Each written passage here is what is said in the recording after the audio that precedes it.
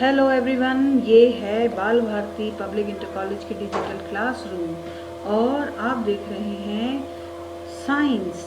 Science of 5th class. कौन सी class? 5th class. और chapter कौन सा है? Chapter number 3। ठीक, चैप्टर नंबर 3 जिसका नाम है interdependence of plants and animals. सबसे पहले हम ये जानने की कोशिश करते हैं कि इंटरडिपेंडेंस का मतलब क्या होता है। इंटरडिपेंडेंस का मतलब है एक दूसरे पर डिपेंड होना। तो एक दूसरे पे कौन कौन डिपेंड हो रहा है? Interdependence of plants and animals, मतलब प्लांट और एनिमल एक दूसरे पे इंटरडिपेंडेंट हैं।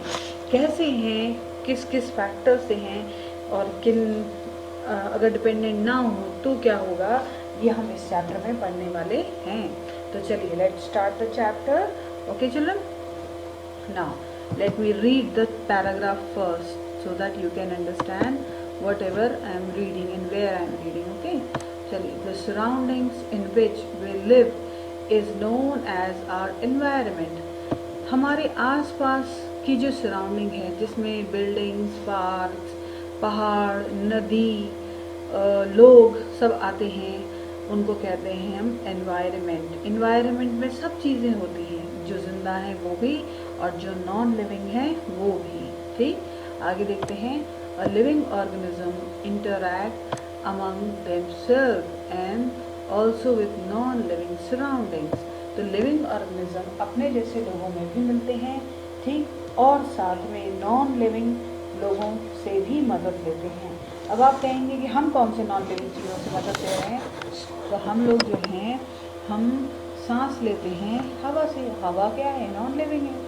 ठीक, हम पेड़ जो हैं उनसे सब्जी लेते हैं, उनसे हम फल फ्रूट्स खाते हैं, तो वो हैं तो लिविंग, लेकिन वो मूव नहीं कर सकते जैसे कि हम करते हैं। तो बेसिकली ये है कि एनवायरनमेंट, अपने आसपास के एनवायरनमेंट से हेल्प लेना, ठीक, अपने आप को जीवित रखने के लिए ही इंटरडिपेंडेंस होता है।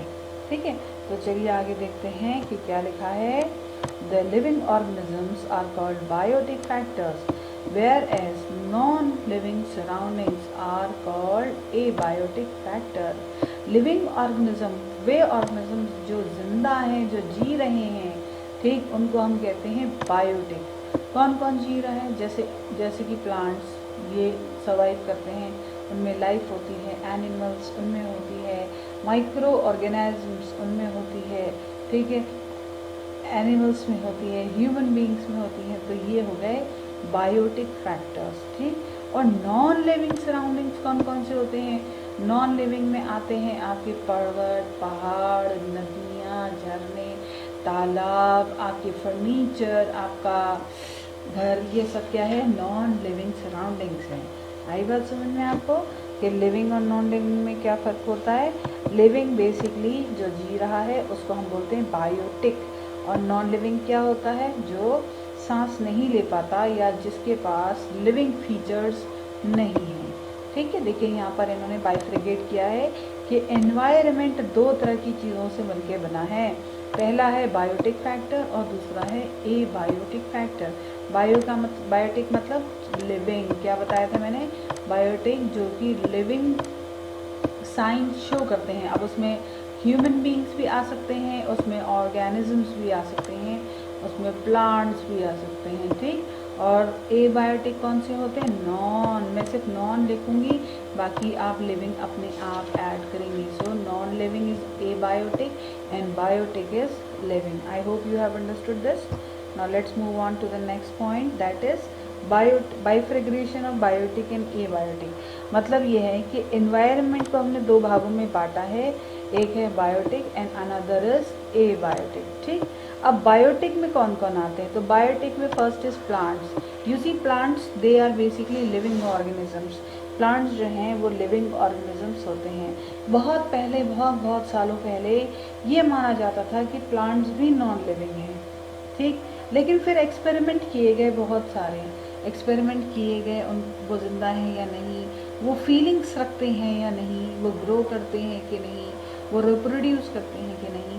तो इन सब चीज़ों में प्लांट्स ने हाँ में जवाब दिलवाया था कि मतलब वो रिप्रोड्यूस करते हैं, वो फीलिंग्स रखते हैं, वो ग्रो करते हैं। तो इससे हमें ये पता चला कि प्लांट्स क्या होते हैं, प्लांट्स बायोटिक होते हैं। ठीक है, नाउ कम्स द एनिमल्स। वही आप एनिमल्स को आपने ज़िंदा तो देखा ही होगा, है ना।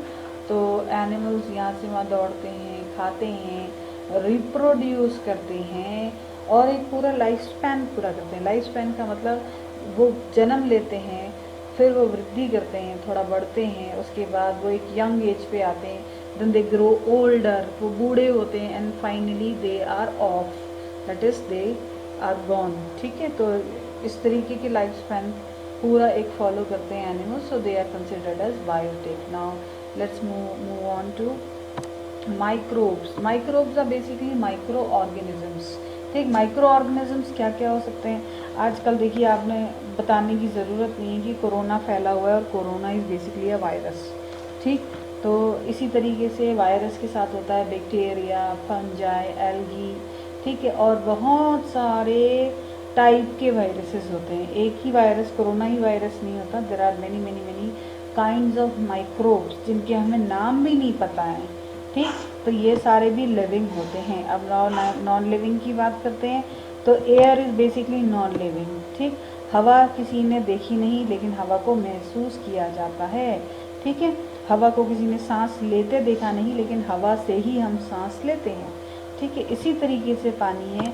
पानी को किसी ने जीता नहीं देखा, लेकिन पानी जीवनदायिनी है। ठीक है, पानी के बगैर जीवन मुश्किल है। Land is an abiotic factor. Land में कोई जान नहीं होती है, बट इट हेल्प्स अस। ठीक, वो हमें हेल्प करती है ताकि हम सरवाइव कर सकें। ज़मीन पे हम रहते हैं और ज़मीन पे ही हम फसल उगाते हैं जिसे हम खा सकते हैं ना। टेम्परेचर, टेम्परेचर का मतलब होता है गर्मी और सर्दी। ठीक, कि हमें जीवित रहने के लिए जो टेम्परेचर चाहिए है वो सिर्फ अर्थ पे ही है। तो ये हमारा इन्वायरमेंट है। एंड ह्यूमिडिटी, ह्यूमिडिटी का मतलब होता है amount of water content in the air, मतलब पानी की बूंदें हवा में कितनी मौजूद है। ठीक, तो ये सारे के सारे एबायोटिक फैक्टर्स हैं। I hope you must have understood. Now let's move on to the next. चलिए, interdependence of living and non living things, मतलब लिविंग और नॉन लिविंग आपस में एक दूसरे से कैसे मिली हुई होती हैं, हम इसके बारे में बात करेंगे। वो कैसे एक दूसरे पर डिपेंड होती हैं, लिविंग और नॉन लिविंग। तो हम इस टॉपिक में इस पर ही बात करने वाले हैं। चलिए देख लेते हैं क्या लिखा है इसमें। The biotic and abiotic components of the environment depend upon each other for survival. मतलब बायोटिक और एबायोटिक ये दोनों कंपोनेंट, मतलब लिविंग एंड नॉन लिविंग, ये दोनों के दोनों जो हैं एक दूसरे पे डिपेंड हैं। किस लिए? एक इंसान के सर्वाइवल पे, उसके ज़िंदा रहने पे। ठीक है, और ना ही इंसान ही सिर्फ नहीं, मतलब किसी भी तरह के ऑर्गेनिज्म जो कि लाइफ रखता है उसके लिए ज़रूरी है। नाउ फर्दर, आगे, living things need many non-living things for their existence such as air, water, soil, sunlight and warmth। देखिए, लिविंग थिंग्स को, जीवन जिनमें है उनको कई सारी चीज़ों की ज़रूरत पड़ती है, और कई सारी चीज़ें कौन कौन सी हो सकती हैं जो नॉन लिविंग है उनकी भी ज़रूरत पड़ती है। जैसे कि हवा, मैंने आपको बताया ना, एयर, तो हमें एयर की बहुत ज़रूरत है। हम बिना एयर के सांस नहीं ले पाएंगे, we will finally die. That is water, we require water. बिना पानी के आप सर्वाइव नहीं कर सकते, और हम क्या, कोई भी ऑर्गेनिज्म नहीं कर सकता, न प्लांट कर सकते हैं, न एनिमल्स कर सकते हैं। So water is essential. Then it is soil, ज़मीन बहुत ज़रूरी है, because on the soil only we are cultivating. हम सारा का सारा इरीगेशन सॉइल पे करते हैं, और इसके साथ साथ हम क्या करते हैं, हम जो है रहते भी इसी सॉइल के ऊपर है। देन इट इज़ सनलाइट, अगर सूरज ना निकले एक दिन, ठीक, तो हम सब क्या है, पूरा अंधेरे में ही मग्न हो जाएंगे, और हमेशा ना निकले तो पूरी पृथ्वी क्या होगी, ठंडी पड़ जाएगी। ठीक, और हर जगह बर्फ़ जम जाएगी, हम इससे मर भी सकते हैं ना। द नेक्स्ट इज़ वार्मथ, गर्मी की ज़रूरत होती है, लेकिन कितनी, उतनी जितनी हम बर्दाश्त कर सकें। ठीक है, now next is our air. सबसे पहले ये देखेंगे कि एयर जो कि एक नॉन लिविंग थिंग है ये कैसे हमारी मदद करती है। तो देखते हैं, plant use carbon dioxide and give out oxygen. Plant जो हैं वो कार्बन डाइऑक्साइड क्या करते हैं, लेते हैं और बाहर निकालते हैं क्या, ऑक्सीजन। तो इसको एरो हेड से मैं समझा देती हूँ कि कार्बन डाइऑक्साइड ऑक्सीजन लेते हैं और कार्बन डाइऑक्साइड लेते हैं और ऑक्सीजन बाहर निकालते हैं। ठीक है, तो कार्बन डाइऑक्साइड क्यों लेते हैं, अब ये वाली सवाल आता है। तो कार्बन डाइऑक्साइड इसलिए लेते हैं क्योंकि प्लांट्स खाना बनाने के लिए जो प्रोसेस करते हैं उसका नाम है फोटोसिंथेसिस। ठीक है, तो फोटोसिंथेसिस में कार्बन डाइऑक्साइड गैस की ज़रूरत पड़ती है और कार्बन डाइऑक्साइड फोटोसिंथेसिस की प्रोसेस करने के बाद वो चेंज हो जाता है। पूरा प्रोसेस जब कंप्लीट हो गया, जब खाना पक गया, तो उसके बाद एक और बाई प्रोडक्ट बाहर निकलता है जिसको हम कहते हैं ऑक्सीजन गैस। बात समझ में आई आपको कि जब हम खाना बनाते हैं, पेड़ जब खाना बनाते हैं फोटोसिंथेसिस प्रोसेस में, उस टाइम पर कार्बन डाइऑक्साइड लेते हैं और खाना पक जाने के बाद जितना वेस्ट मटेरियल बचता है उस वेस्ट मटेरियल में ऑक्सीजन भी होता है जो कि प्लांट्स बाहर कर देते हैं। ऑक्सीजन जो है कोई यूज़ का नहीं होता प्लांट्स के लिए, इसीलिए। ठीक है, now next is seeds of many plants are disperse by air. देखिए, डिस्पर्सल एक बहुत ही बड़ी प्रोसेस है। इसको बहुत छोटे में ऐसे समझाया जाता है कि अगर किसी फल में बहुत सारे बीज हैं और हवा ज़ोर से चलती है तो वो बीज जो हैं वो बहुत बहुत बहुत दूर तक, किलोमीटरों दूर तक फैल जाते हैं। और जैसे ही बारिश की बूंद उन पर पड़ती है, मिट्टी थोड़ी सी उन्हें मिलती है, ये जो बीज फैले हैं ये क्या बनते हैं, ये नए प्लांट्स बन जाते हैं। ठीक है, और प्लांट फाइनली ट्रीज़ में कन्वर्ट हो जाते हैं और इस तरीके से नए सारे बहुत सारे प्लांट्स और ट्रीज़ डेवलप हो जाते हैं। तो हवा जो है डिस्पर्सल में भी बहुत मदद करती है। Now let's move on to take that is the water. पानी क्या काम करता है हमारे लिए, ये हम देखेंगे। तो microbes need water to live and reproduce. Microbes जो हैं माइक्रो ऑर्गेनिजम्स है ना, वो जो है पानी उनको बहुत ज़रूरी होती है ताकि वो जो है ज़िंदा रह सकें और रिप्रोड्यूस करवा सकें। अब ज़िंदा रहना तो आप समझ सकते हो, रिप्रोड्यूस का मतलब क्या होता है समझ लीजिए। रिप्रोड्यूस का मतलब होता है producing young ones of their own kind, मतलब अपने जैसे ही यंग वंस को प्रोड्यूस करना। ठीक है, अपने ही खानदान को आगे बढ़ाना। इसको सिंपल भाषा में ऐसे समझ लो कि microbes need water to live. Microbes को पानी की ज़रूरत पड़ती है और साथ में अपने जैसे यंग वंस को प्रोड्यूस करने के लिए उनको पानी की ज़रूरत पड़ती है। उसके बाद देखिए, plant need water for growth and survival. ये भाई प्लांट के लिए नहीं, हर किसी के लिए है, हर ऑर्गेनिज्म के लिए, कि प्लांट जो है कि पानी जो है वो ग्रोथ के लिए और सर्वाइवल, ज़िंदा रहने के लिए ज़रूरी है। आप 2 दिन पानी ना पीजिए, आपको अपने आप पता चल जाएगा कि how important is water for us. ठीक है, आगे देखते हैं।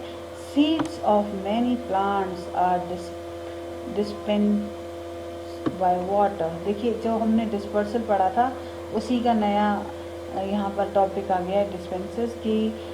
जैसे मैंने बताया था कि सीड जो है एक फल है, उसमें बहुत सारे सीड हैं और वह हवा से उड़ जाता है। इसी तरीके से अगर सीड ज़मीन पे गिरे पड़े हैं और पानी से बहकर आगे चले जाएं तो कई किलोमीटरों दूर तक कई सारे सीड्स आपको फैले हुए मिलेंगे और जैसे ही इनको थोड़ी धूप और ज़मीन मिलती है नए प्लांट्स डेवलप हो जाते हैं।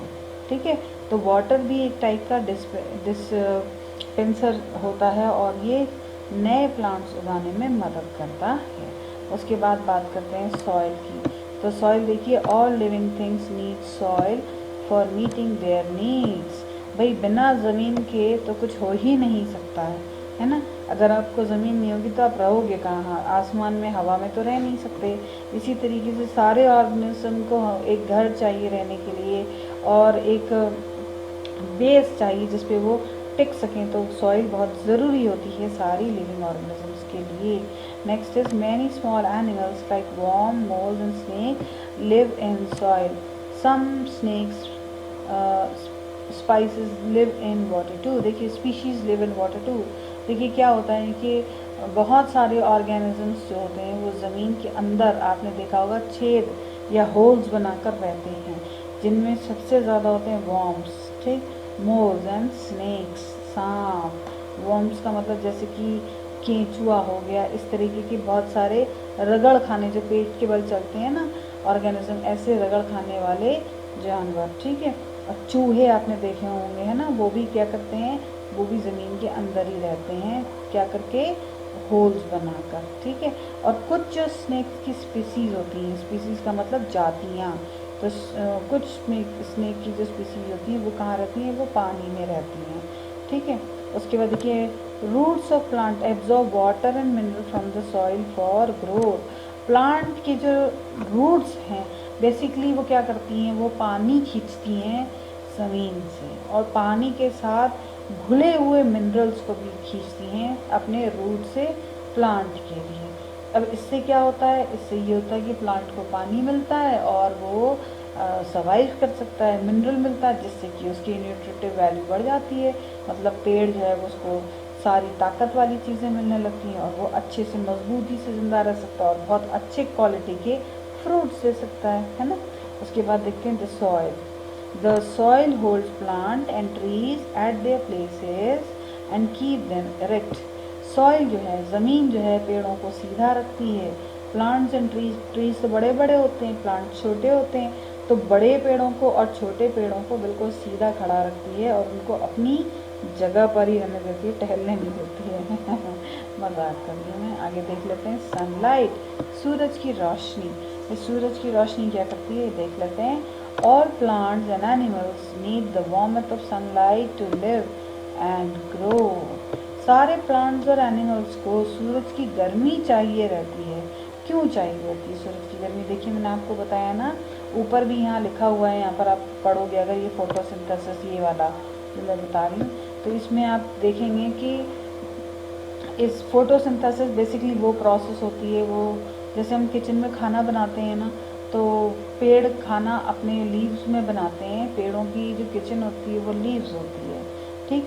अब लीव्स में जब खाना बनाते हैं तो हम लोगों को तो सब्जी बनाने के लिए कितनी सारी चीज़ें चाहिए, सब्जी, मिर्ची, नमक, हल्दी, ये तेल वेल, गैस वैस, क्या क्या क्या क्या चाहिए, है ना। पेड़ों को ये सब चीज़ें नहीं चाहिए, उनके लिए खाना बनाने की इंग्रेडिएंट्स मतलब सामग्री दूसरी है। उस सामग्री में जो सबसे अहम सामग्रियाँ हैं वो है सनलाइट। सनलाइट का मतलब है सूरज की रोशनी।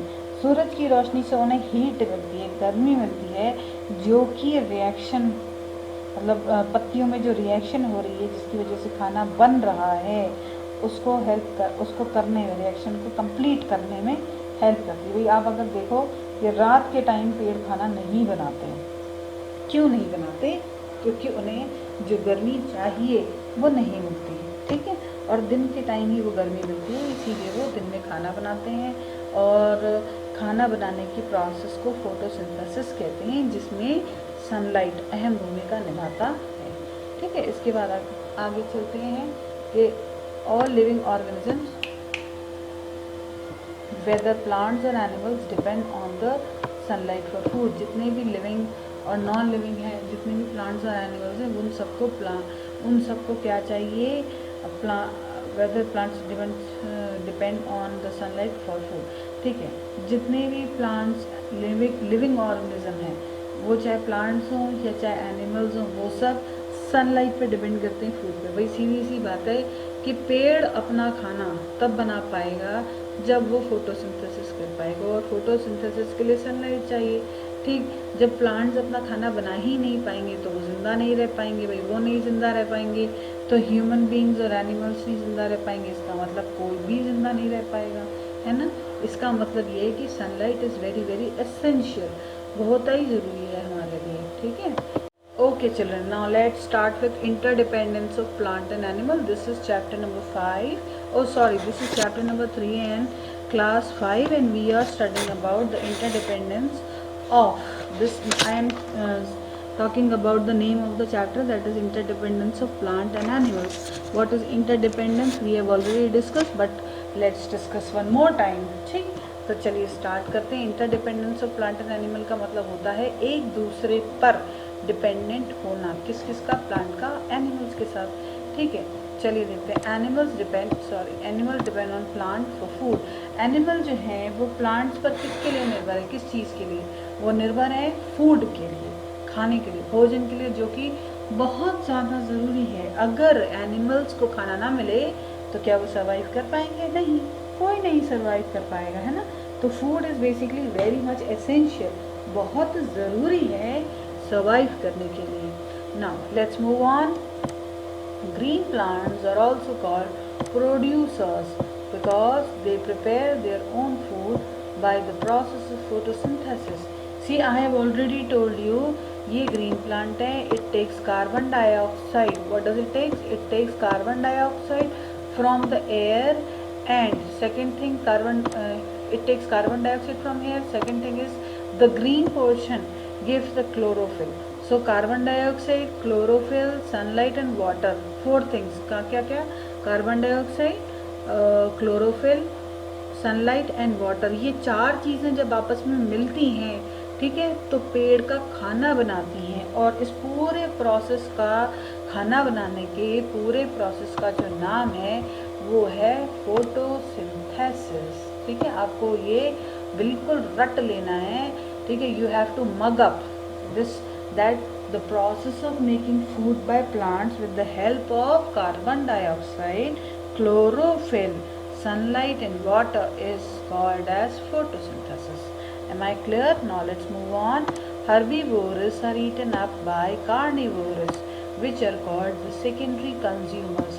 देखिए, ये कहानी है एक तरीके की कि सबसे छोटे को थोड़ा उससे बड़ा खा लेता है, ठीक, उससे थोड़ा बड़ा बीच वाले को खा लेता है, फिर सबसे बड़ा ऑर्गेनिज्म सेकंड नंबर के ऑर्गेनिज्म को खा लेता है। इसको समझने के लिए समझ लीजिए कि herbivorous are eaten by carnivorous. Herbivorous कौन होते हैं?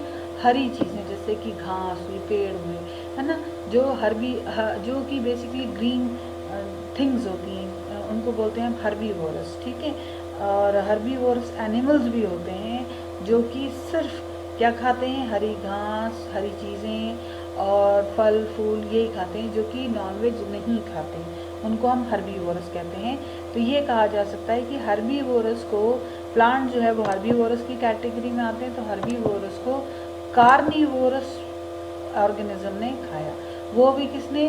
प्राइमरी कंज्यूमर ने, मतलब छोटे जानवर ने, बहुत ही छोटे ऑर्गेनिज्म ने खाया। ठीक, उसके बाद प्राइमरी कंज्यूमर को सेकेंडरी कंज्यूमर ने खाया, मतलब छोटे ऑर्गेनिज्म ने नहीं, छोटे से थोड़े बड़े ऑर्गेनिज्म ने, बहुत बड़े ने नहीं, छोटे से थोड़े बड़े ऑर्गेनिज्म ने, जिसको हम बोलते हैं सेकेंडरी कंज्यूमर्स। और फिर उसके बाद फाइनली सेकेंडरी कंज्यूमर को खाता है टर्शरी। ठीक है, टर्शरी कंज्यूमर। आई बात सुनने? तो ये देखिए, ये हर्बीवोरस है और ये तीनों कार्निवोरस हैं, लेकिन कार्निवोरस में ये प्राइमरी कंज्यूमर है, ये सेकेंडरी और ये टर्शरी, मतलब ये पहला कंज्यूमर जिसने हर्बीवोरस को खाया। और इसके न्यूट्रिएंट्स, मतलब जितनी हरी चीज़ें हैं उन सब के न्यूट्रिएंट इसकी बॉडी में लग गए, इसकी बॉडी बन गई उनसे, और इसकी बॉडी का न्यूट्रिएंट कहाँ गया? सेकेंडरी के पेट में गया, है ना। मतलब इसके जितने भी सारे न्यूट्रिएंट थे, अच्छी कार्बोहाइड्रेट, प्रोटीन, विटामिन, फैट, जो जो अच्छे न्यूट्रिएंट थे, वो सब किसके पास गए? वो सब गए सेकेंडरी कंज्यूमर के पास। मतलब जो चीज़ें उसने ग्रीन वेजिटेबल्स या ग्रीन लीव्स या ग्रीन चीज़ों से हासिल की थी, किसने? प्राइमरी कंज्यूमर ने, वो अब चला गया है सेकेंडरी के पास, और सेकेंडरी के पास से वो गया टर्शरी के पास। मतलब इस टर्शरी के पास ग्रीन वेजिटेबल्स भी गई हैं, उनके सारे न्यूट्रिएंट भी गए हैं, प्राइमरी कंज्यूमर के न्यूट्रिएंट भी गए हैं, और सेकेंडरी कंज्यूमर के न्यूट्रिएंट भी गए। मतलब टर्शरी के पास हर एक ऑर्गेनिज्म के सारे न्यूट्रिएंट का मतलब हेल्दी चीज़ें हैं। आई बात समझ में आपको? ठीक है, चलिए देखते हैं। थस ऑल एनिमल्स डायरेक्टली और indirectly depend on green plants for their food, ये कहा जा सकता है। अब यहाँ पर जो टर्शरी ऑर्गेनिजम्स है, आप देख रहे हो ये जो स्नेक बना है, this is your tertiary organism, है ना। अब क्या ये स्नेक जो है ये घास खा रहा है? नहीं, ये तो घास नहीं खा रहा है ना। लेकिन ये इसने क्या खाया, स्नेक ने? ये खा रहा है सेकेंडरी मेंढक, ठीक है। मेंढक भी घास नहीं खा रहा है। और मेंढक ने क्या खाया? टिड्डा, और टिड्डा भी घास, हाँ टिड्डा घास खा रहा है। तो ये दोनों ऑर्गेनिज्म घास नहीं खा रहे हैं। लेकिन ये कहा जाएगा कि टर्शरी ऑर्गेनिज्म और सेकेंडरी ऑर्गेनिज्म भी किस पे डिपेंड है? प्राइमरी पे। क्यों? क्योंकि अगर घास खाने के लिए टिड्डा ना हो तो ये किसे खाएंगे? मेंढक। और स्नेक किसको खाएगा, है ना। इसीलिए नीचे के ऑर्गेनिजम्स का होना बहुत ज़रूरी है, तभी तो ऊपर वाले उनको खा पाएंगे। तो ये कहा जा सकता है कि जो एनिमल्स हैं ये डायरेक्टली या इनडायरेक्टली ग्रीन प्लांट्स पर डिपेंड करते हैं फॉर देयर फूड। चलिए आगे बढ़ते हैं। उसके बाद देखिए, this lets to the formation of many food chains and food webs in nature. ये सिर्फ एक ही फूड चेन यहाँ लिखा हुआ है, ठीक है। आप ये देख रहे हो कि ये जो producer, primary, consumer, secondary and tertiary का है, ये सिर्फ एक ही तरह की है। इस तरह की कई सारी लाइनें या फूड चेन बनी होती है। मतलब एक और इस वाले ऑर्गेनिज्म को इसने खाया, फिर इसने खाया, फिर इसने, ऐसे बहुत सारी चेनें होती हैं। जब बहुत सारी चेनें होंगी वो और आपस में एक दूसरे से जब वो जुड़ जाती हैं तो उनको हम बोलते हैं फूड वेब। क्या बोलते हैं? फूड वेब, ठीक है। और जब एक चेन होती है तो उसको हम बोलते हैं फूड चेन। आई बात समझ में? तो all food chain begin from green plants. लेकिन जितनी भी फूड चेन्स हैं इन सब का इनिशियल पॉइंट, स्टार्टिंग पॉइंट जो है वो ग्रीन प्लांट्स ही होता है। ओके चिल्ड्रन, अब हम देखेंगे कि animals depend upon plants for waste, for water, sorry animal depends on plants for water. कि एनिमल्स, कुछ ऐसे एनिमल्स होते हैं जो वाटर पर डिपेंड करते हैं। तो कौन से एनिमल्स होते हैं और वो कहाँ मिलते हैं ये हम पढ़ेंगे। That some animals who live in hot and sandy desert get water by eating plants growing in desert. कुछ ऐसे एनिमल्स होते हैं जो कहाँ मिलते हैं? जो कि सैंडी एरिया, मतलब मरुस्थलीय जगहों पे मिलते हैं। और ये क्या करते हैं कि प्लांट्स को खाते हैं जो कि सैंड में उग रही हैं। तो ऐसे क्यों खाते हैं उनको? इसलिए क्योंकि जो सैंड में उगने वाले प्लांट्स हैं वो अपने अंदर पानी को स्टोर करके रखते हैं। और जब कोई भी ऑर्गेनिज्म या एनिमल्स उन प्लांट्स को खाता है तो इनडायरेक्टली वो प्लांट का पानी अपनी बॉडी में ले रहा है, ठीक है। Now let's move on to the next, that is animal depends on trees for shelter. भाई छाया देने का काम सबसे ज़्यादा अगर कोई कर सकता है तो वो कौन है? वो है प्लांट्स, ठीक। लेकिन एनिमल्स छाया के साथ साथ रहते भी हैं। जैसे कि many arboreal animals make their homes on trees such as monkey, squirrel, gibbons, birds, sloth, etc. देखो बहुत सारे आर्बोरियल एनिमल्स का मतलब है जो पेड़ों पे ही टंगे रहते हैं, जो नीचे ज़मीन पे नहीं आते, है ना। वो क्या करते हैं? वो पेड़ पे ही रहते हैं। जैसे कि मंकी को आपने कभी ज़मीन में घर बना के रहते नहीं देखा होगा। स्क्विरल माने गिलहरी को नहीं देखा होगा। गिबन्स भी आते हैं, छोटे से मुँह के होते हैं, बड़े सुंदर से दिखते हैं। बर्ड्स ये भी कहाँ रहते हैं? ये पेड़ पे ही रहते हैं। तो ये सब कहाँ रहते हैं? ये सब रहते हैं प्लांट्स पे। तो animals require shelter from plants also, ठीक है। Now let's move on to the third point, that animal depend on trees for shelter. Animal जो हैं वो प्लांट्स पर किसके लिए डिपेंड करती हैं? शेल्टर के लिए। Depends on trees for shelter, ठीक है। कि एनिमल्स जो हैं वो शेल्टर के लिए डिपेंड करती हैं। उसके बाद देखते हैं कि मैंने ये तो हम अभी पढ़ चुके हैं, ये रिपीट हो गया है एक बार फिर से, लेकिन फिर बता देती हूँ कि बहुत सारे आर्बोरियल एनिमल्स ऐसे होते हैं जो कि क्या करते हैं? जो कि डिपेंड करते हैं किस पे? प्लांट पे, उसी पे रहते हैं, उसी पे घर बना के अपना जीवन यापन करते हैं।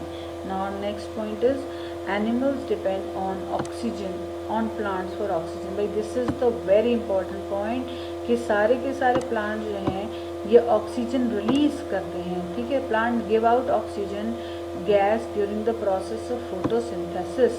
मतलब फोटोसिंथेसिस प्रोसेस के टाइम पे प्लांट्स जो हैं वो एनिमल को, वो ऑक्सीजन को अपनी बॉडी से बाहर निकालते हैं। और यही ऑक्सीजन रिक्वायर्ड होती है एनिमल्स के लिए और ह्यूमंस के लिए, ताकि वो रेस्पिरेशन या फिर सांस ले सकें, है ना। तो एनिमल्स जो हैं वो डिपेंड करते हैं ऑक्सीजन के लिए किस पर, प्लांट्स पर, ठीक।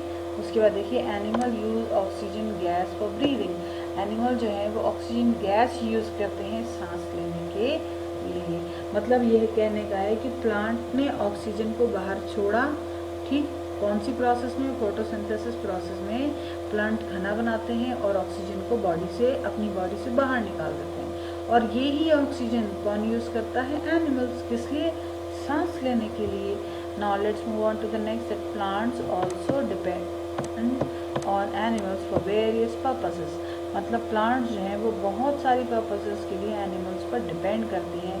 नंबर 1 क्या है, plants depend on animals for reproduction and dispersal of seeds. कि प्लांट्स जो है वो एनिमल पर डिपेंड करती हैं रिप्रोडक्शन के लिए, मतलब अपनी और वैरायटी, अपना और ख़ानदान बढ़ाने के लिए वो एनिमल पर डिपेंड करती हैं। और डिस्पर्सल ऑफ सीड मतलब सीड्स को फैलाने के लिए भी वो एनिमल पर डिपेंड करती हैं। किस तरीके से, आइए बढ़ते हैं। The process of pollination in plants is not possible without collected nectar. While doing so, animals carry pollen grains from one flower to another, thus facilitating pollination. This helps in the process of reproduction and the formation of seeds. देखिए क्या होता है कि pollination एक ऐसा process है, मतलब आपने फूल खिलते हुए देखे होंगे ना, फूलों के ऊपर भौरे मंडराते देखे, तितलियाँ बैठती देखी है ना। फिर वही भौरे एक फूल से दूसरे और दूसरे से तीसरे। भाई बॉलीवुड में तो बहुत सारे गाने भी बने हैं ना, कि कली पे भौरा मंडराए और फलाना ढिमाका। तो इसी तरीके के ये जो गाने हैं, इन्हीं से आप याद रख लीजिए कि जब फूल पर भौरे मंडराते हैं, बेसिकली ये एक जगह से क्या करते हैं, एक जगह से पोलन उठा के, एक फूल की पोलन उठा के जब दूसरे फूल पे बैठते हैं तो एक फूल की पोलन दूसरे फूल पर गिरा देते हैं। और पोलन क्या होते हैं, basically they are small eggs. तो एक फूल के एग को लेते हैं अपने पैरों पे, जब वो फूल पे बैठ रहे होते हैं तब उनके पैरों पे अपने आप ये एग्स चिपक जाते हैं, और जब वो दूसरे फूल पर बैठते हैं तब ये अंडे दूसरे फूल पर गिर जाते हैं। इस तरीके से क्या होता है, पॉलिनेशन होता है, जिसकी वजह से फूल फल में बदल जाता है। आई बात समझ में आपको। तो pollination is basically process of developing a fruit और changing a flower to fruit, ठीक है। तो ये काम कौन करता है, ये काम करते हैं small birds, like small birds हो गया, जैसे बटरफ्लाइज हो गया, बीज, ये सारा काम करती हैं, ठीक है। अगर ये ना हो तो पॉलिनेशन नहीं होगा, पॉलिनेशन नहीं होगा तो फूल फल में कभी बदल ही नहीं पाएगा, और फल नहीं बनेंगे तो बीज नहीं बनेंगे, बीज नहीं बनेंगे तो पेड़ नहीं बनेंगे, है ना। तो बेसिकली ये एक सर्कल है, ये पूरा करना होता है, ठीक है। अब आगे देख लेते हैं नेक्स्ट पॉइंट क्या लिखा हुआ है इसमें भाई। Plants depend on animals for carbon dioxide. Carbon dioxide के लिए प्लांट एनिमल पर डिपेंड करती है, ठीक है। प्लांट जो है वो एनिमल पर डिपेंड करता है, किसके लिए, कार्बन डाइऑक्साइड के लिए, ठीक है। देखते हैं, animals exhale carbon dioxide gas during the process of breathing. जब हम सांस लेते हैं, ऐसे किया ना, तो आपने सारी गैसेस अंदर ली, है ना, लेकिन जब आपने अंदर की तो सिर्फ कार्बन डाइऑक्साइड अंदर जाती है और बाकी सब बाहर आ जाती हैं, ठीक है। तो यही वाली बात है कि हम ऑक्सीजन ले रहे हैं और कार्बन डाइऑक्साइड नहीं ले रहे हैं, और वो कार्बन डाइऑक्साइड कौन ले रहा है, एनिमल्स। तो यही हो गया कि एनिमल्स एक्सहेल, हम बाहर निकालते हैं कार्बन डाइऑक्साइड गैस, किस प्रोसेस पे, ब्रीदिंग प्रोसेस पे, सांस लेने वाली प्रोसेस पे। This gas is use by the plants, और यही जो गैस है, कौन सी गैस, जो है this gas is use by plant during the process of photosynthesis. जो हमने कार्बन डाइऑक्साइड अपनी बॉडी से निकाली है वो यूज़ होती है, किस लिए, वो यूज़ होती है फोटोसिंथेसिस के लिए, ठीक है। और फोटोसिंथेसिस वो प्रोसेस है जिसमें कि कोई भी प्लांट अपना खाना बनाता है। Okay, now let's move on to the third, that is animal make soil fertile for plants to grow. Animal जो है वो सॉइल को फर्टाइल बनाते हैं ताकि प्लांट्स अच्छे से ग्रो कर सके। अब एनिमल्स कैसे ग्रो फर्टाइल बनाते हैं ये देख लेते हैं। जैसे small animals like earthworm live in the soil. They turn on the soil and make it soft and airy. जो आप ये देख सकते हो यहाँ पर एक अर्थवर्म बना है भाई। केचुआ तो देखा ही होगा आप लोगों ने, ज़्यादातर केचुआ बड़ा छोटा सा एक ऑर्गेनिज्म होता है जो कि अपने पेट के बल रेंगता है। तो ये जो है ये ज़मीन में ही रहता है, सॉइल के अंदर रहता है, सॉइल की जितनी भी गंदगी है वो सब खा लेता है, सॉइल को सॉफ्ट बनाता है। और क्योंकि ऑर्गेनिज्म है, एनिमल है, तो सांस लेता है, सांस लेने की वजह से एयर का आना जाना सॉइल में चल रहा होता है, जिसकी वजह से सॉइल एयरी हो जाती है। अब आगे देखते हैं। Thus decompose bacteria and fungi help in the decay decay of dead plant and the mineral present in the dead and waste material get mixed up in the soil। देखिए क्या होता है कि जितने भी फंजाई और बैक्टीरिया मतलब micro organism soil में हैं, ठीक है, तो डिकम्पोजर का ये काम होता है। डिकम्पोजर क्या होता है पहले समझ लीजिए। तो डिकम्पोजर क्या होता है कि वो डिकम्पोज करते हैं चीज़ों को, माने ख़त्म करते हैं, ठीक है। तो ख़त्म किस चीज़ को कर रहे हैं, जैसे कि बैक्टीरिया और फंजाई जो स्मॉल ऑर्गेनिज्म माइक्रो ऑर्गेनिज्म है, ये जब सॉइल में मौजूद होते हैं तो डिकम्पोजर का काम होता है कि फंजाई और बैक्टीरिया को ख़त्म कर देना, ठीक है। और ख़त्म करके जितने भी इन फंजाई और बैक्टीरियाज के पास मिनरल हैं, मतलब पौष्टिक मिनरल्स हैं, वो सब के सब ज़मीन में छोड़ देना। और ज़मीन क्या करती है, फिर इनको एब्जॉर्ब कर लेती है। मतलब इसका एक सिंपल एग्जांपल मैं आपको बता देती हूँ कि जब कोई भी ऑर्गेनिज्म मर जाता है, मान लो आपने देखा होगा कि एक भैंस मरी पड़ी है ना, तो कुछ टाइम तक आप देखोगे कि वो ऐसी 1-2 दिन तो वैसी दिखती है मरी हुई, बिल्कुल सही दिख रही होती है। बस उसके ऊपर क्या है, थोड़े से बर्ड्स बैठे रहते हैं, उसको खाते रहते हैं, है ना, और थोड़े बहुत डॉग्स खा लेते हैं। फिर आप देखोगे कि 4-5 दिन के बाद उसमें से बहुत ज़्यादा स्मेल आ रही है, मतलब स्मेल तो पहले भी आती है, बाद में और ज़्यादा आ रही है, और कुछ हिस्सा उसका गायब हो गया, मतलब फ्लैश हिस्सा, फ्लैश जो मीटी हिस्सा है, जो है जिसको क्या कहते हैं, गोश्त वाला हिस्सा गायब हो चुका है, ठीक है। और फिर आप देखोगे कि पूरे ऑर्गेनिज्म का सारा गोश्त चला गया, और क्या बचा, सिर्फ हड्डियाँ बची। फिर आप देखोगे कुछ दिनों के बाद कि हड्डियाँ भी कुछ हद तक गायब हो गई। तो ये सब कहाँ चली गई भाई, ये देखो कितना खाया होगा, क्रूज ने कितना खाया होगा, डॉग्स ने कितना खाया होगा, है ना, ज़्यादा तो नहीं खा पाए होंगे। तो बाकी कहाँ गया, बाकी सारा का सारा ये फंजाई और बैक्टीरिया खा जाते हैं, ठीक है।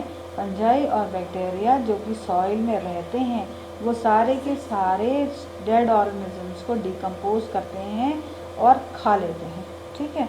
और खाने के बाद इनकी बॉडी के अंदर बहुत सारा मिनरल्स इकट्ठा हो जाता है, बहुत सारे खनिज लवण जिसको कहते हैं हिंदी में मिनरल्स, वो इकट्ठा हो जाते हैं, ठीक।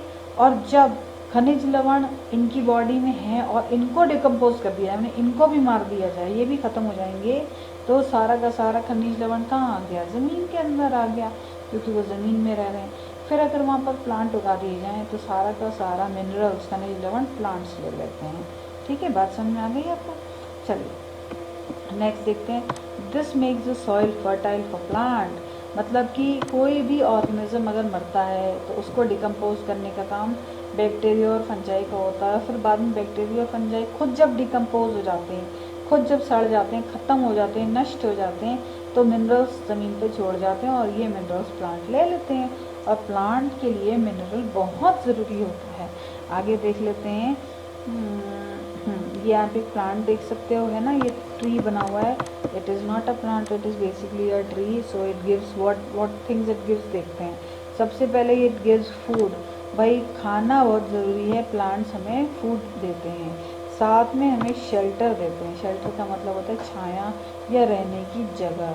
और साथ में हमें ऑयल्स देते हैं, जैसे कि कोकोनट ऑयल आप यूज़ करते हो ना, वो पेड़ कोकोनट से बनता है और कोकोनट पेड़ पे उगता है। इसी तरीके से सरसों का तेल हो गया, मूंगफली का तेल हो गया, ये बहुत सारे वैरायटी ऑफ ऑयल्स हैं।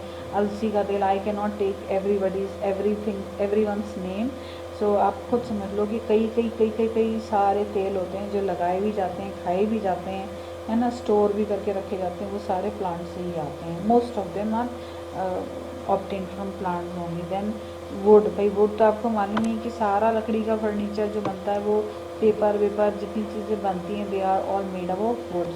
And the most important things are the medicine मतलब दवाइयाँ।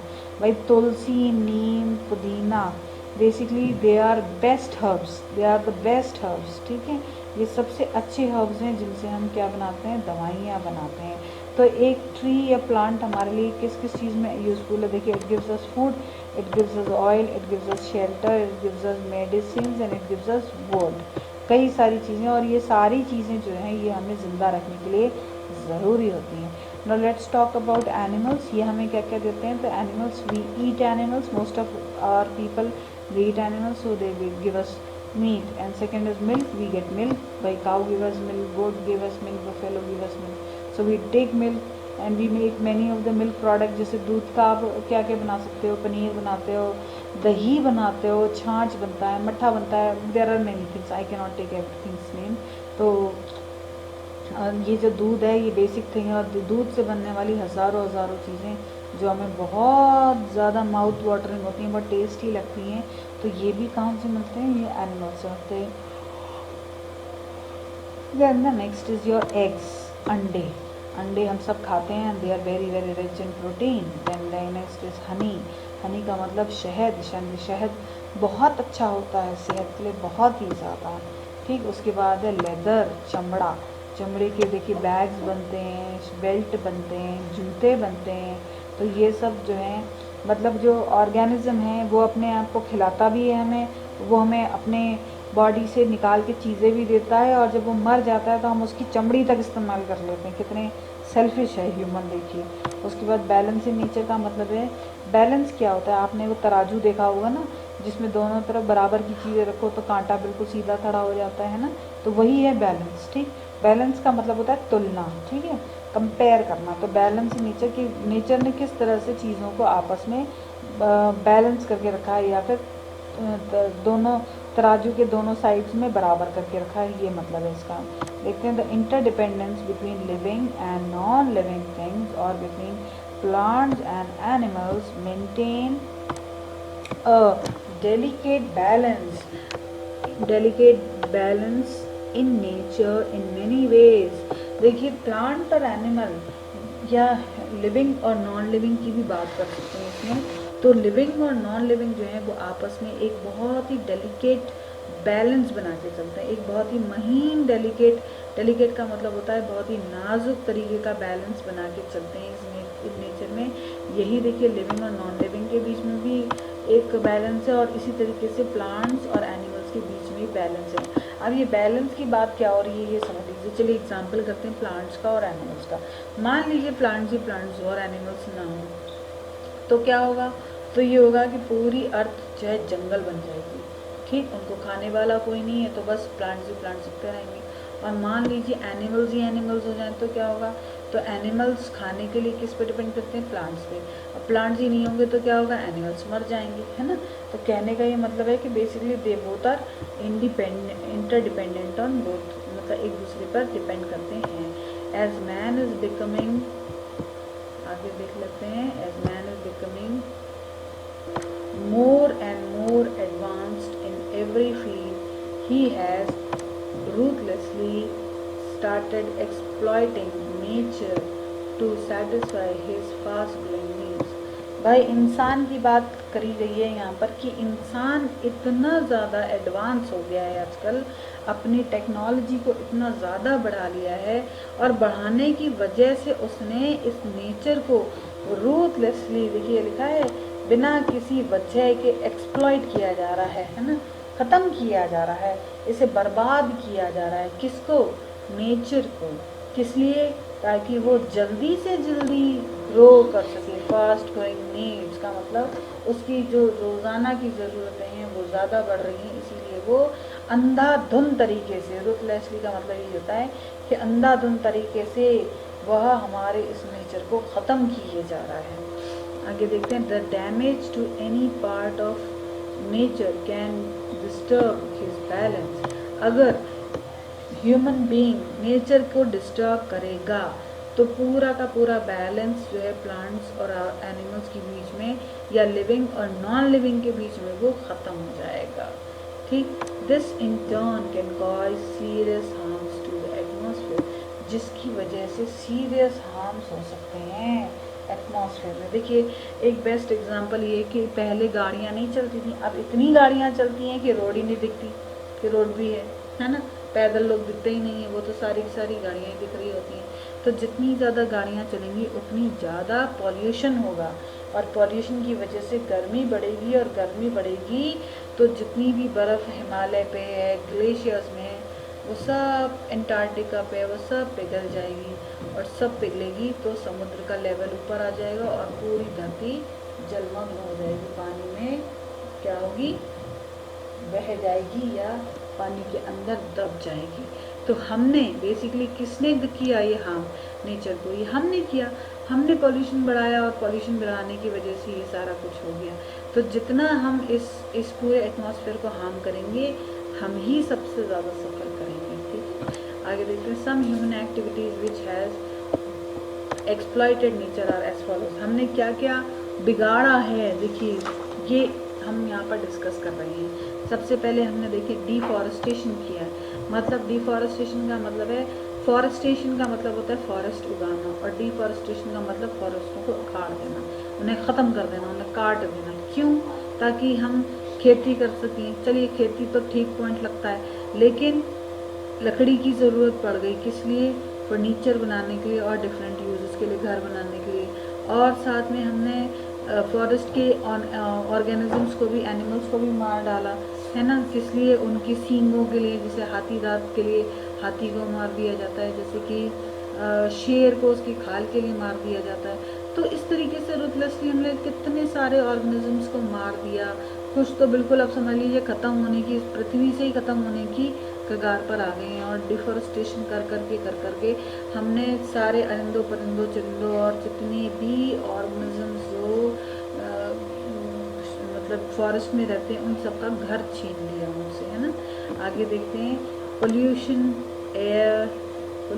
Air water and soil. हम सब पॉल्यूट कर रहे हैं, हम सब गंदा कर रहे हैं। हम हवा में गंदगी मिला रहे हैं, हम पानी में गंदगी मिला रहे हैं। जितनी बड़ी बड़ी फैक्ट्री हैं, उन सब का बाय प्रोडक्ट जाके नदियों और नालों में मिल जाता है, और नदी नाले जाकर एक जगह मिल जाते हैं। ठीक इसी तरीके से हम ज़मीन को गंदा कर रहे हैं, उसमें फर्टिलाइज़र डाल रहे हैं, उसमें पेस्टिसाइड डाल रहे हैं, उसमें पॉलीथीन डाल रहे हैं, है ना। पॉलीथीन डाल रहे हैं जो कि बिल्कुल बायोडिग्रेड नहीं होती, ख़त्म नहीं होती, और वो हमेशा करोड़ों साल तक वैसी की वैसी रहती है। ठीक है, इसका मतलब हम सब कुछ बर्बाद कर रहे हैं। कौन? हम ह्यूमंस। ठीक। फिर इंडस्ट्रियलाइजेशन का मतलब होता है इंडस्ट्रियों का बढ़ना। देखिए डेवलपमेंट के लिए, मतलब इंडिया डेवलप करे या वर्ल्ड डेवलप करे, इसके लिए हमने इंडस्ट्री लगाई। ये तो हमने बहुत अच्छा काम किया, जिससे लोगों को काम मिला। लेकिन हम उसके प्रोडक्ट कहाँ फेंक रहे हैं? जो बाय प्रोडक्ट बच गया, गंदा पानी बचा, वो हम कहाँ फेंक रहे हैं? नदियों में, नालों में। और साथ में हम क्या कर रहे हैं? धुएँ निकाल रहे हैं, है ना। जो कहाँ जा रहा है? आसमान में जा रहा है, जिससे कि क्या हो रहा है? कार्बन डाइऑक्साइड गैस बन रही है और पूरी की पूरी हवा ख़राब कर रही है। इसके साथ साथ हम और भी सारी चीज़ों को ख़राब करने पे तुले हुए हैं। तो इंडस्ट्रियलाइजेशन अच्छा तो है, लेकिन बेसिकली हमारे नेचर को ख़राब कर रहा है। उसके बाद देखिए hunting and poaching of wild animals को मार रहे हैं। किस लिए? अपनी छोटी मोटी मतलब निशानेबाजी का हुनर दिखाने के लिए, और थोड़ी सी बहुत ज़रा सी चीज़ें लेने के लिए। क्या लेने के लिए? हाथी दांत के लिए हाथी, 12 सिंगा को मार रहे हैं उसके सिंग लेने के लिए, और स्नेक्स को मार रहे हैं उनकी स्किन लेने के लिए, और खरगोशों को मार रहे हैं उनका फर लेने के लिए।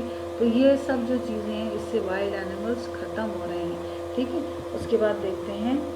These activities have given rise to many environmental crises like global warming, rise in level in ocean and extinction of many animals and birds like dodo। ठीक है, देखिए मैंने आपको पहले ही बताया कि जितनी गलत हरकतें हम कर रहे हैं नेचर के साथ, ठीक, मतलब हम पेड़ काट रहे हैं, हम हवा में गंदगी मिला रहे हैं, हम ज़मीन पे गंदगी डाल रहे हैं, हम पानी में गंदगी मिला रहे हैं, इन सब की वजह से हम सारे ऑर्गेनिजम्स को मार भी रहे हैं। इन सब की वजह से हम ही को झेलना है। और क्या क्या झेलेंगे हम आगे जाके? हम झेल रहे हैं ग्लोबल वार्मिंग। पहले टेम्परेचर ज़्यादा नहीं हुआ करता था अर्थ का, लेकिन आज देख लीजिए आप 46, 47, 48, 49 तक जाता है टेम्परेचर, जो बहुत ज़्यादा गर्म होता है। जितनी ज़्यादा गर्मी होगी उतनी बर्फ़ पिघलेगी, और बर्फ़ पिघलने के बाद ये देखिए लिखा है ना, rise in the water level in oceans, मतलब समुद्र का लेवल बढ़ जाएगा और समुद्र के किनारे जितने भी शहर हैं, पहले कंट्रीज हैं, वो सब डूबना शुरू हो जाएंगे। उसके बाद धीरे धीरे और ऊपर तक पानी आएगा और सब कुछ डूबता चला जाएगा। And extension of many animals and bird like dodo, बहुत सारे ऐसे एनिमल्स हैं जो कि एक्सटेंट हो गए। एक्सटेंट का मतलब है गायब हो गए पृथ्वी से, अब उनका एक भी नामो निशान नहीं, सिर्फ फोटो हैं उनकी, ठीक है। बाकी हमको नहीं पता कि वो कैसे थे, वो क्या करते थे, ठीक। तो ये क्यों हुआ? क्योंकि हमने मारा डोडो को, है ना, हमने उनको ख़त्म किया, और इतना ज़्यादा ख़त्म किया कि अब एक भी नहीं बचा। भाई 2 भी बचते तो कम से कम उनके बच्चे हो सकते थे, लेकिन अब कुछ नहीं बचा, ख़त्म ही हो गया, ये एक्सटिंक्ट हो गए ये एनिमल, ठीक है। फिर आगे देखते हैं, many animals have become endangered and are on a verge of extinction. जैसे कि टाइगर और लायन है, ये दोनों जो हैं वर्ड्स ऑफ एक्सटेंक्शन पे, मतलब ख़त्म होने की कगार पे पहुंच चुके हैं। 12 सिंगा, सफ़ेद बड़े वाले दांत वाले हाथी, ये सब जो हैं एक्सटेंट होने की कगार पे पहुंच चुके हैं कि अगर कुछ और टाइम तक उनको संभाल के ना रखा गया, उनकी ब्रीड्स को आगे ना बढ़ाया गया, तो वो इस पूरी पृथ्वी से उठ जाएंगे, अब नहीं बचेंगे, कि उनकी सिर्फ फोटो मिलेगी। फिर आगे देखते हैं, examples include polar bear, panda, फिर Bengal tiger etcetera. Many food chains also are getting disturbed. We must take steps to control such situation which are harmful for the balance in nature. देखिए हम लोग जो है कितने ऑर्गेनिजम्स को हटा चुके हैं, ख़त्म कर चुके हैं। पोलर बियर को हमने कम कर दिया, पांडा भी बहुत कम बचे हैं, बंगाल टाइगर भी बहुत कम बचे हैं। तो ये सारे के सारे जो हैं ये क्यों ज़रूरी हैं हमारे लिए? ये इसलिए ज़रूरी हैं क्योंकि बेसिकली ये फूड चेन का एक हिस्सा है। अगर हम इनको हटा देंगे तो हमारी चेन कंप्लीट नहीं होगी और खाना हम तक ही नहीं पहुंच पाएगा। आगे देखते हैं, we can do the following. हम क्या कर सकते हैं अपने इन सब चीज़ों को, मतलब जो हमने हार्म पहुंचाए नेचर को, उससे बचाने के लिए नेचर को क्या किया जा सकता है? हम कर सकते हैं ग्रोइंग मोर ट्रीज, हम बहुत सारे पेड़ लगा के अपनी मदर नेचर को बचा सकते हैं। Take immediate step to control pollution. Plastic का यूज़ बिल्कुल ना करें, पॉलीथीन बैग्स का यूज़ ना करें, कपड़े के थैले में सामान लेकर आएँ, ठीक है। और दूसरा, आप जो है प्लास्टिक की बॉटल्स अगर घर में आएंगी तो उसमें प्लांट करें, पेड़ लगाएं, ठीक है। और आप क्या कर सकते हो, आप ज़्यादा से ज़्यादा धुआं ना निकालें, हाँ। और आप क्या कर सकते हो, आप जो है ऐसे वेस्ट मटेरियल जो कि बायोडिग्रेडेबल हैं, जो कि बेसिकली ज़मीन में कुछ टाइम डालो तो बाद में आपको ख़त्म हो जाएंगे, तो उनको आप ज़मीन में फेंकें। लेकिन जो नॉन बायोडिग्रेडेबल है जैसे कांच हुआ, प्लास्टिक, उनको ज़मीन में ना फेंके, कूड़ेदान में डालें ताकि कूड़े वाला उनको उठा के सही जगह पर डिस्पोज ऑफ कर सकें, ठीक है। उसके बाद shift pollution causing industries outside the cities. देखिए ऐसा है कि बहुत बड़ी बड़ी जो सिटीज़ हैं उनके बीचों बीच में इंडस्ट्रियाँ लगी हुई हैं, तो इंडस्ट्रियों से निकलने वाली गंदगी, उनसे निकलने वाला धुआं पूरे सिटीज़ को गंदा करता है, ठीक। तो उन इंडस्ट्रीज़ को हमें सिटीज़ से उठाकर साइड में, सिटीज़ के बिल्कुल आउटकट्स में, जहाँ पर बहुत कम लोग रहते हैं और जहाँ पर डिकम्पोज करने की जगह भी है, वहाँ भी हम उनको रख सकते हैं, ठीक है। उसके बाद देखिए, use car pooling to save fuel. अगर 10 लोगों को एक बिल्डिंग से एक ही जगह पे जाना है तो 10 गाड़ियों से ना जाकर आप कार पूलिंग कर लें, मिल के जाएँ, जिससे कि कम से कम क्या यूज़ हो, कम से कम पेट्रोल यूज़ हो और कम से कम पोल्यूशन हो सके। उसके बाद हम नेक्स्ट पॉइंट देखते हैं। लास्ट पॉइंट ये है कि do not throw garbage and chemical waste in river. देखिए बहुत ही इम्पॉर्टेंट बात है जो कि नहीं करते हैं ऑर्गेनिज्म, कि do not throw garbage and chemicals waste in river. देखिए आपने देखा होगा पानी में मछलियाँ रहती हैं, पानी में बहुत सारे ऑर्गेनिज्म रहते हैं। अब इन्हीं मछलियों में जब हम केमिकल्स और गंदा पानी मिलाते हैं तो वो पानी मछलियों के लिए और मछली और पानी में रहने वाले ऑर्गेनिज्म के लिए जहर हो जाता है। तो भाई जहर में तो कोई सर्वाइव नहीं कर सकता है, तो हमें पानी में गंदगी नहीं मिलानी चाहिए, क्योंकि जो ऑर्गेनिज्म पानी में रह रहे हैं हमें उनका भी तो सोचना है, उनको भी तो ज़िंदा रखना है, क्योंकि वो भी एक तरीके का फूड चेन जो है पानी में फॉर्म करती हैं, जो इन्वायरमेंट के लिए ज़रूरी होता है। उसके बाद देखिए, it is important for all of us to respect the beauty of nature and its amazing balance. देखिए ऐसा है कि हमें अपने नेचर को बचा कर रखना चाहिए और साथ में इसकी ब्यूटी को भी मेंटेन करके रखने की सोचना चाहिए। अगर हम ज़रूरत से ज़्यादा इस्तेमाल करेंगे तो भी परेशान होंगे, और कम में तो कोई दिक्कत नहीं है, लेकिन ज़रूरत से ज़्यादा एक्सप्लॉइट करोगे तो आगे चल के हमको ही भुगतना पड़ेगा। Okay children, thank you very much for the listening. अगर आपने कोई ये वीडियो अच्छा लगा है तो प्लीज़ इसको शेयर करें, सब्सक्राइब करें, लाइक करें, और अगर ख़राब लगा है तो कमेंट में बता दें, ताकि मैं नेक्स्ट टाइम से और अच्छा बनाने की कोशिश कर सकूँ। Bye children.